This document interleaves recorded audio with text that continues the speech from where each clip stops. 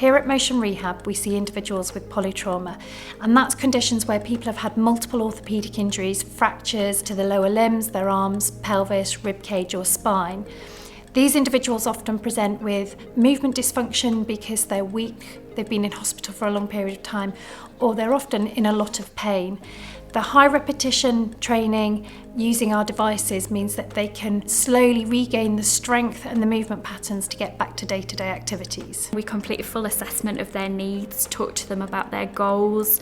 Often they're suffering quite a lot with pain levels, so again trying to work collaboratively both with the staff within Motion Rehab but also bringing in the medical staff as well, trying to speak to GPs and consultants about pain management, and then looking at building a programme with the physiotherapy, looking at kind of hands-on treatment as well as augmenting that with the robotics treatment.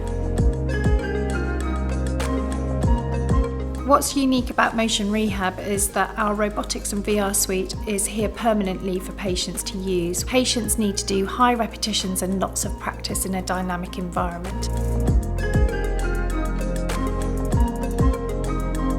Often polytrauma patients struggle with standing, kind of looking at walking, so I think Lyra is often something that we go to for them, getting them back into walking in a really lovely movement pattern and repeating that pattern. Sometimes they struggle with their balance and higher level balance issues, so we often go onto the TMO and try and put the wobble board underneath and make it really challenging for them standing on their legs and moving around. And again, sometimes we end up doing some functional movement work with them, so incorporating the Miro and the Pablo into their programs, trying to think about getting back to full independent function, which should be achievable for somebody with polytrauma.